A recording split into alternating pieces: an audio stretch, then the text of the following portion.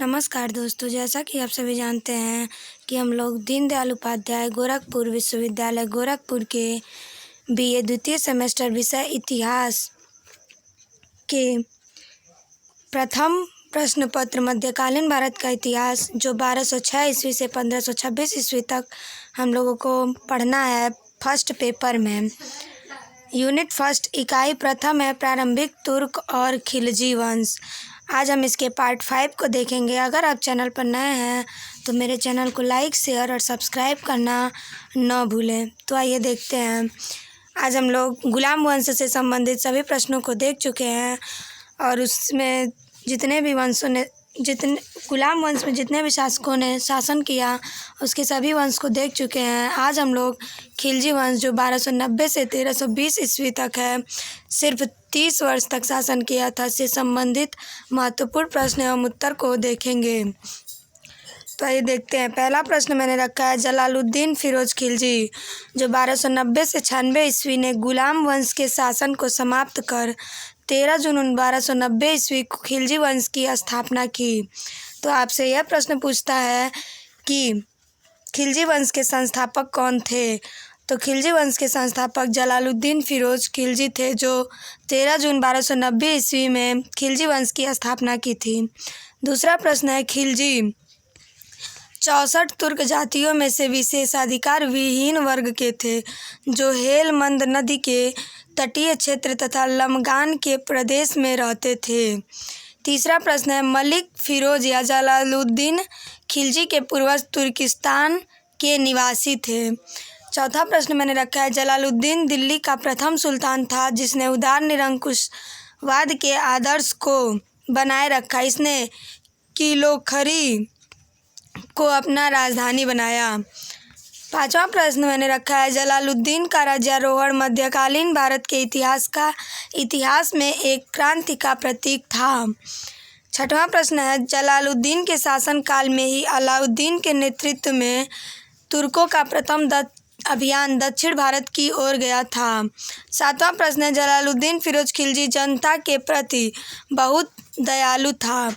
आठवां प्रश्न है, जलालुद्दीन फिरोज का भतीजा दामाद हत्यारा था, कौन था। तो अलाउद्दीन खिलजी। और अलाउद्दीन खिलजी दक्षिण भारत को जीतना चाहता था। जलालुद्दीन खिलजी के बाद खिलजी वंश का शासक अलाउद्दीन खिलजी बना। अलाउद्दीन खिलजी जो 1296 ईस्वी से 1316 ईस्वी तक अपने चाचा एवं ससुर जलालुद्दीन खिलजी की कड़ा इलाहाबाद में 20 जुलाई 1296 ईस्वी की हत्या कर दी। 11वां प्रश्न है, अलाउद्दीन खिलजी के बचपन का नाम अली गुरसास्प था। 12वां प्रश्न मैंने रखा है, अलाउद्दीन खिलजी का राज्याभिषेक दिल्ली में बलबन के लाल महल में हुआ था। 13वां प्रश्न है, अलाउद्दीन खिलजी ने सिकंदर ए सानी मतलब सिकंदर द्वितीय की उपाधि धारण की। आपसे सेमेस्टर की परीक्षा में अक्सर पूछा जाता है कि सिकंदर ए सानी या सिकंदर द्वितीय की उपाधि किसने धारण की थी। तो ऑप्शन में रहेगा अलाउद्दीन खिलजी। तो आप लोग सही उत्तर मारिएगा, अलाउद्दीन खिलजी ने सिकंदर ए सानी या सिकंदर द्वितीय की उपाधि धारण की थी। और अलाउद्दीन ने विश्व विजय एवं नए धर्म की स्थापना कर का विचार दिल्ली के कोतवाल अलाउल मुल्क को समझाने पर त्याग दिया था।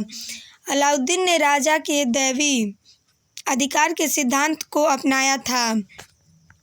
14वां प्रश्न मैंने रखा है, अलाउद्दीन ने कुव्वत उल इस्लाम मस्जिद जो कुतुबुद्दीन ऐबक ने बनवाया था उसके सामने अलाई द्वार बनवाया था। तो प्रश्न ऐसे पूछता है कि कुव्वत उल इस्लाम मस्जिद के सामने अलाई द्वार किसने बनवाया था। तो कुव्वत उल इस्लाम मस्जिद के सामने अलाई द्वार अलाउद्दीन ने बनवाया था। 15वां प्रश्न है, कुतुब मीनार के बगल में कुतुब मीनार कुतुबुद्दीन ऐबक ने बनवाया था बख्तियार काकी की याद में। उसके बगल में अलाई मीनार का निर्माण अलाउद्दीन खिलजी ने करवाया था। प्रश्न पूछता है कि कुतुबुद्दीन के बगल में अलाई मीनार किसने बनवाया था। तो कुतुब मीनार के बगल में अलाई मीनार अलाउद्दीन खिलजी ने बनवाया था। 16वां प्रश्न है, अलाउद्दीन ने खलीफा की सत्ता को मान्यता प्रदान करते हुए यामीन उल खिलाफत नासिरी अमीर उल मोमिनीन या खलीफा का नायब की उपाधि धारण की। प्रश्न पूछता है कि यामीन उल खिलाफत आधा करके भी दे सकता है या पूरा दे सकता है। यामीन उल खिलाफत नासिरी अमीर उल मोमिनीन या खलीफा का नायब की उपाधि किसने धारण की थी? तो वह अलाउद्दीन खिलजी ने धारण की थी। 17वां प्रश्न है, अलाउद्दीन खिलजी का अधिकार उत्तर भारत में केवल नेपाल, कश्मीर और असम पर नहीं था और जितने भी देश थे अलाउद्दीन खिलजी का उत्तर भारत में अधिकार था। अलाउद्दीन ने देवगिरी के शासक रामचंद्र को राय रायन की उपाधि प्रदान की थी। यह भी प्रश्न अक्सर आपके पेपर में पूछा जाता है कि अलाउद्दीन के देवगिरी के शासक रामचंद्र को कौन सी उपाधि प्रदान की थी? तो राय रायन की उपाधि। ऐसे भी प्रश्न पूछा जा सकता है कि रामचंद्र ने राय रायन की उपाधि कौन दिया था? तो रामचंद्र को राय रायन की उपाधि अलाउद्दीन खिलजी ने दिया था। 18वां प्रश्न है, वारंगल विजय 1309 से 1310 ईस्वी के समय प्रतापरुद्र देव कोहिनूर हीरा मलिक काफूर अलाउद्दीन के सेनापति को दिया था। तो प्रश्न ऐसे पूछता है कि कोहिनूर हीरा मलिक काफूर के किस सेनापति को दिया था? तो उस समय सेनापति मलिक काफूर था और प्रतापरुद्र देव को दिया गया था। मलिक काफूर दक्षिण भारत की विजय का श्रेय मलिक काफूर को जाता है। मलिक काफूर कौन था? तो मलिक काफूर गुजरात का हिंदू जाति का एक हिजड़ा था जिसे 1000 दिनार में खरीदा गया था, अतः उसे 1000 दिनारी भी कहा जाता था। आपसे प्रश्न पूछा जाता है कि अलाउद्दीन खिलजी ने मलिक काफूर को कितने में खरीदा था? तो अलाउद्दीन खिलजी ने मलिक काफूर को 1000 दिनार में खरीदा था, इसलिए उसे 1000 दिनारी भी कहा जाता है। अलाउद्दीन खिलजी ने निम्न घोषणाएं की जो इस प्रकार हैं। तो पहला है दान भूमि खालसा सरकारी भूमि गुलाम वंश में सबसे अधिक भूमि दान की जाती थी। दूसरा है अलाउद्दीन खिलजी के काल में भूमि माप की मूल इकाई बिस्वा थी। यह भी बहुत इंपॉर्टेंट क्वेश्चन है, आपसे परीक्षा में पूछा जा सकता है कि अलाउद्दीन खिलजी के काल में भूमि माप की मूल इकाई क्या थी? तो बिस्वा थी। अलाउद्दीन खिलजी ने मदिरा पान पर रोक लगाया था और अलाउद्दीन खिलजी ने छोटे त्योहारों पर रोक लगा दिया और अमीरों के मिलने पर भी रोक लगा दिया। अलाउद्दीन खिलजी ने गुप्तचर रखा और 6वां इसमें सेना को नगद वेतन देना चालू किया और घोड़ा दागने तथा ड्रैग की व्यवस्था किया। 20वां प्रश्न है, अलाउद्दीन खिलजी ने भू राजस्व की दर को बढ़ाकर उपज का 1/2 भाग कर दिया। इसने खुम्स जो लूट का धन में सुल्तान का हिस्सा 1/5 के स्थान पर 4/5 भाग कर दिया। 22वां प्रश्न है, जमायत खाना, मस्जिद, सीरी का किला तथा 1000 खंबा महल का निर्माण अलाउद्दीन खिलजी ने करवाया था। 23वां प्रश्न है, अलाउद्दीन द्वारा नियुक्त परवाना नवीस नामक अधिकारी वस्तुओं की परमिट जारी करता था। 24वां प्रश्न है, सराय ए दल यहाँ वस्त्र, शक्कर, जड़ी बूटी, मेवा, दीपक का तेल एवं अन्य निर्मित वस्तुएं बिकने के लिए आती थीं। तो किस जगह पर आती थी? सराय ए दल पर। 25वां प्रश्न है, अलाउद्दीन खिलजी की आर्थिक नीति की जानकारी जियाउद्दीन बर्नी कृत तारीख ए फिरोजशाही से मिलती है। आपसे परीक्षा में पूछा जा सकता है कि अलाउद्दीन खिलजी की आर्थिक नीति की जानकारी किसके कृत्य से मिलती है? तो जियाउद्दीन बर्नी के कृत्य से मिलती है। और प्रश्न ऐसे पूछा जाता है कि जियाउद्दीन बर्नी ने कौन सी रचना लिखी थी? तो जियाउद्दीन बर्नी ने तारीख ए फिरोजशाही लिखी थी।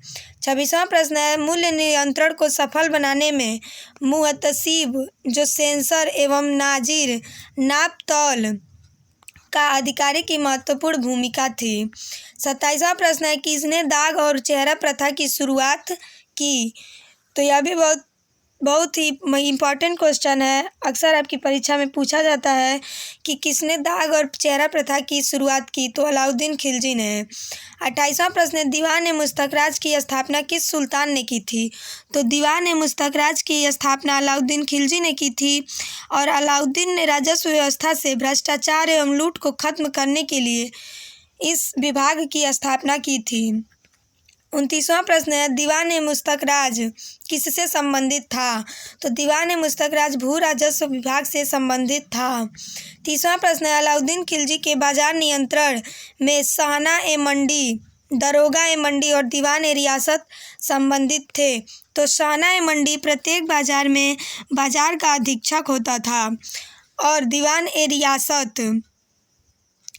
रियासत नामक अधिकारी बाजार नियंत्रण की पूरी व्यवस्था का संचालन करता था। 31वां प्रश्न है, अलाउद्दीन खिलजी के शासनकाल में सैन्य विभाग को दीवान ए आरिज कहा जाता था। 32वां प्रश्न है, अलाउद्दीन खिलजी का मूल नाम अली गुरशास्प था। यह तो मैंने पहले ही बताया कि अलाउद्दीन खिलजी का मूल नाम या इसके बचपन का नाम अली गुरशास्प था। 33वां प्रश्न है, सल्तनत काल में किसने चरी कर लगाया था? तो सल्तनत काल में अलाउद्दीन खिलजी ने चरी कर लगाया था। 34वां प्रश्न है, किस सुल्तान ने बाजार नियंत्रण को लागू किया? तो अलाउद्दीन खिलजी ने बाजार नियंत्रण को लागू किया था। बाजार नियंत्रण में बरीद होते थे और बरीद बाजार के अंदर घूमकर बाजार का निरीक्षण करता था और बाजार नियंत्रण में ही मुनहियान व गुप्तचर होते थे जो गुप्त सूचना प्राप्त करता था। 35वां प्रश्न है, अमीर खुसरो किस मध्यकालीन शासक का दरबारी कवि था? तो अमीर खुसरो अलाउद्दीन खिलजी के दरबार का कवि था और अमीर खुसरो की रचना है खजाइन उल फुतूह। यह अमीर खुसरो की रचना है। 36वां प्रश्न है, किस सुल्तान ने उपज का 50% भू राजस्व के रूप में वसूल किया? तो वह अलाउद्दीन खिलजी था। 37वां प्रश्न है, राजस्व सुधारों के अंतर्गत अलाउद्दीन ने सर्वप्रथम मिल्क, इनाम एवं वक्फ के अंतर्गत दी गई भूमि को वापस लेकर उसे खालसा भूमि में बदल दिया। 38वां प्रश्न है, अलाउद्दीन खिलजी ने 2 नए कर लगाए थे। पहला था चराई कर दुधारू पशुओं पर और गढ़ी कर घरों एवं झोपड़ी पर। ये 2 कर अलाउद्दीन खिलजी ने लगाए थे। 39वां प्रश्न है, खिलजी काल में सूचनादाता को मुन्ही या मुन्हियान कहा जाता था। 40वां प्रश्न है, अलाउद्दीन खिलजी के उत्तराधिकारी। तो अलाउद्दीन खिलजी के उत्तराधिकारी शहाबुद्दीन उमर जो 1316 ईस्वी में शासन किए और तुरंत उनके बाद कुतुबुद्दीन मुबारक शाह खिलजी जो 1316 से 1320 ईस्वी तक शासन किए और नासिरुद्दीन खुसरो शाह 1320 ईस्वी में शासन किए।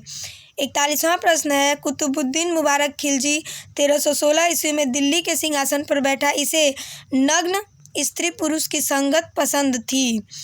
42वां प्रश्न है, मुबारक खिलजी कभी कभी राज दरबार में स्त्रियों के वस्त्र पहनकर आ जाता था। 43वां प्रश्न है, मुबारक शाह ने स्वयं को खलीफा की उपाधि धारण की थी। तो यह बहुत ही इम्पोर्टेंट प्रश्न है, हमेशा अक्सर पूछा जाता है कि खलीफा की उपाधि किसने धारण की थी? तो खलीफा की उपाधि मुबारक शाह ने धारण की थी। 44वां प्रश्न है, कुतुबुद्दीन मुबारक खिलजी के बाद नासिरुद्दीन खुसरो शाह जो धर्मांतरित मुस्लिम 1320 ईस्वी में शासक बना और पैगंबर के सेनापति की उपाधि धारण की।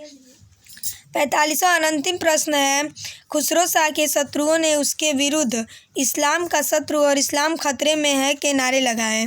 इस प्रकार मैंने आप लोगों को दीनदयाल उपाध्याय गोरखपुर विश्वविद्यालय गोरखपुर के BA द्वितीय सेमेस्टर विषय इतिहास प्रथम प्रश्न पत्र मध्यकालीन भारत का इतिहास जो 1206 ईस्वी से 1526 ईस्वी तक पढ़ना है, उसके प्रथम यूनिट प्रारंभिक तुर्क और खिलजी। आज हमने खिलजी वंश के सभी शासकों के बारे में बताया और कल से हम लोग सेकेंड यूनिट तुगलक वंश को पढ़ेंगे। अगर आप चैनल पर नए हैं तो मेरे चैनल को लाइक शेयर और सब्सक्राइब करना न भूलें। नमस्कार।